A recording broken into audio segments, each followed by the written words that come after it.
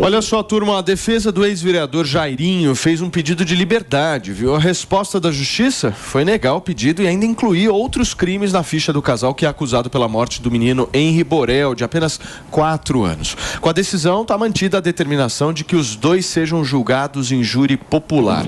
Ao atender parcialmente a recursos do Ministério Público do Estado do Rio de Janeiro, os desembargadores também incluíram o crime de coação no curso do processo para Jairinho e de tortura por omissão relevante para Monique. Henri foi morto no apartamento onde morava com a mãe e o Jairinho na zona oeste do Rio de Janeiro. O laudo da necrópsia do IML indicou que o menino teve hemorragia interna e os exames apontaram 23 lesões no corpo da criança. Meu Deus do céu. Boa ação por parte da justiça. A gente reclama muito da justiça, mas quando ela age dessa forma, nós temos que aplaudir. Tá certo isso aí. Tá certo. É verdade. Tem que responsabilizar e nós esperamos que ele realmente seja preso, punido, fique muito tempo dentro da cadeia, porque, na verdade, se fosse possível ele ficar para sempre na cadeia, prisão perpétua, infelizmente no nosso Brasil ainda não existe essa legislação. Deveria existir. Deveria existir, porque um crime bárbaro desse, que qualquer pessoa comum, qualquer pessoa que tenha bom senso, quando olha, fica indignada, tem nojo do que aconteceu, deveria ser punido com o rigor da lei. Espero que seja punido e, se possível, que os nossos parlamentares um dia criem leis mais rígidas para que esse tipo de ser, porque para mim não é um ser humano, é apenas um ser, esse tipo de ser seja punido adequadamente. Vocês sabem que esses tipos de crimes, no caso do Henri Borel, são crimes que são cometidos por psicopatas, certo? Essas pessoas são psicopatas. Contra uma criança, certo? né, Elas estão num outro estágio do que é a interpretação da vida, diferente da gente, né? Esses crimes no Brasil são crimes que têm uma punição, ao meu ver, extremamente falha. No seguinte sentido, se você pegar, por exemplo, uma Elise Matsunaga, vou pegar aqui a mulher que esquartejou o marido. Essa mulher, ela de alguma forma teve uma pena, se eu não me engano, de 14 ou 15 anos. Ou seja, no Brasil é o seguinte, se você cumprir metade da pena, você fica solto em seguida. A Suzane von Richthofen, por exemplo, eram 40 anos de pena. Cumpriu 20, está fora da cadeia. Só que o que acontece? A própria Ana Jatobá. Então, só que o que acontece, Fê? O sistema penal brasileiro vai lá e solta essa galera. Sim. Depois de uma determinada quantidade de tempo que eu falei aqui para vocês. Só que qual que é o objetivo da prisão segundo o sistema penal brasileiro? É você trabalhar a reinserção dessa figura na sociedade. Mas a pergunta que eu faço para vocês é: como é que se reinsere na sociedade? E assim, como é que a sociedade consegue engolir a reinserção de figuras como essa? Então, por exemplo, você pega o caso desses dois psicopatas, tanto o Jairinho quanto a Monique. Como é que a sociedade vai receber essas pessoas depois da cadeia? Esse é o tipo de situação que gera até um distúrbio social. É algo que eu acho que a gente mostra, esse é o tipo de caso que evidencia como é fundamental a gente rever a legislação penal brasileira. E uma coisa que eu acho importante de destacar é que a gente precisa, sim, dar um tratamento diferenciado para crimes de menor e de maior potencial ofensivo. Porque um crime como esse, absolutamente bárbaro, que choca a sociedade, não pode ser tratado da mesma forma que alguém que pega um biscoito no supermercado e furta embaixo da roupa, entendeu? E no Brasil, a gente pune desproporcionalmente aqueles que são pobres e não têm acesso a advogado, e a gente, muitas vezes, acaba, do ponto de vista da sociedade como um todo, assim, do nosso sistema penal, passando pano para casos como esse que ninguém aguenta. Então, a gente precisa fazer essa discussão. Um cara que comete um crime bárbaro como esse não pode voltar a conviver em sociedade tão rápido. Mas é porque existe uma inversão, né? Então, mas, Pavanatos, eu acho que é importante a gente fazer essa discussão, porque tá tudo errado. Tá tudo errado. O sistema vai lá e solta antes do que deveria soltar um crime bárbaro como esse. E aí ele joga a responsabilidade para a sociedade receber essa galera.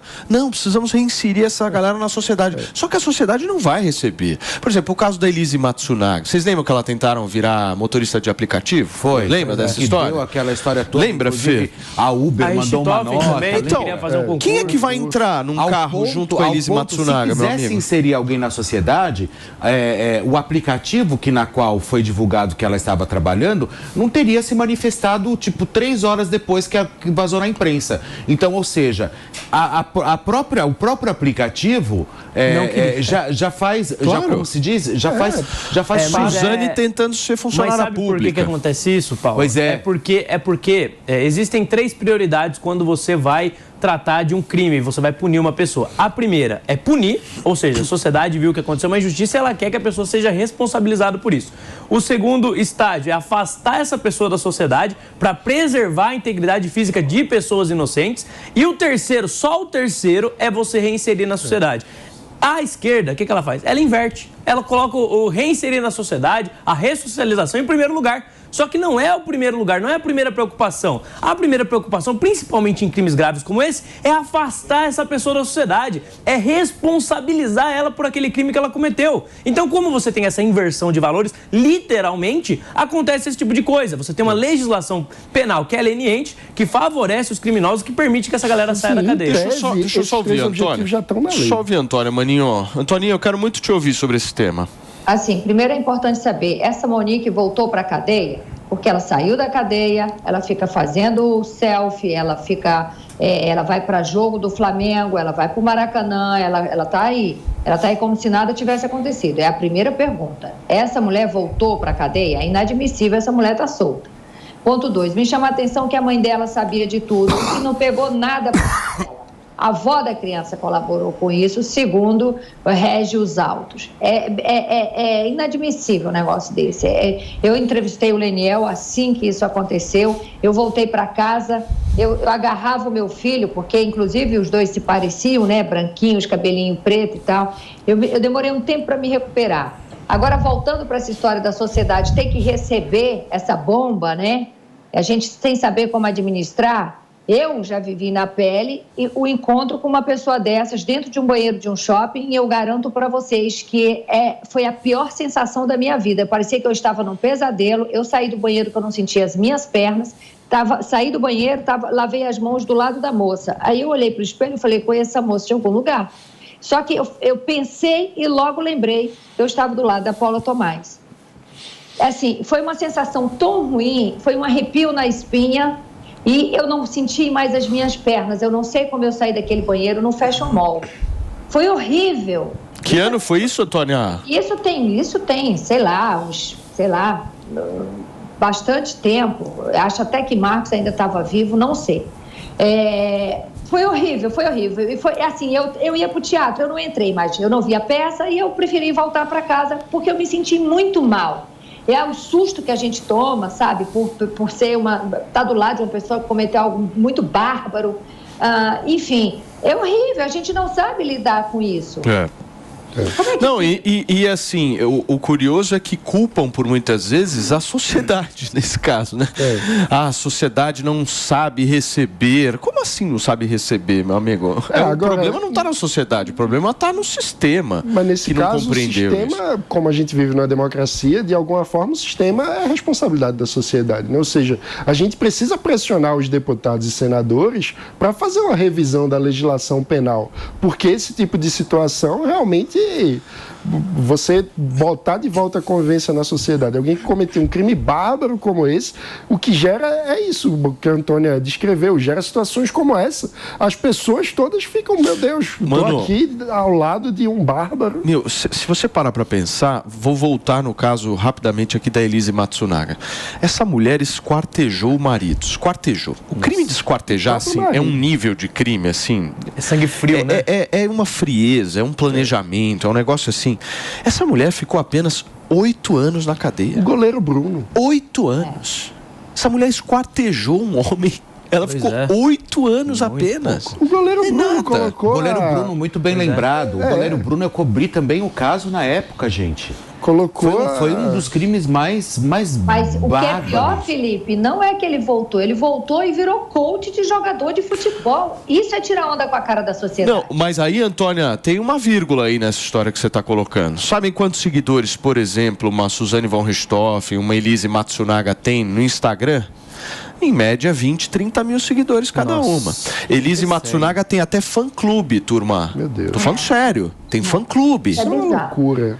Sabe por quê? Porque, de alguma forma, a história dessas pessoas, anterior ao crime, de alguma forma mexeu com o sentimento de determinadas pessoas. Por exemplo, no caso da Elise, ela sofreu violência doméstica, apanhou pra caramba. Então tem muita gente que talvez possa se identificar com isso, né? Que tem raiva do marido e tal. Exato. Olha que maluco. É uma loucura. E parece que são pessoas que tratam a realidade como uma série de TV, né? Como um filme. Acompanham como um filme. Não é? Mas sabe o que é mais bizarro? A legislação, ela tem até penas extensas. O problema é que essas penas não são cumpridas. Você tem vários atenuantes, várias circunstâncias que permitem a pessoa sair antes e não faz ela cumprir a pena inteira. Uma medida simples que melhoraria esse problema, amenizaria a situação, seria você fazer com que a pessoa cumpra a pena inteira em caso de crimes graves. 30 anos preso, 28 anos preso, aí sim ia melhorar a situação e a gente ia se sentir mais confortável.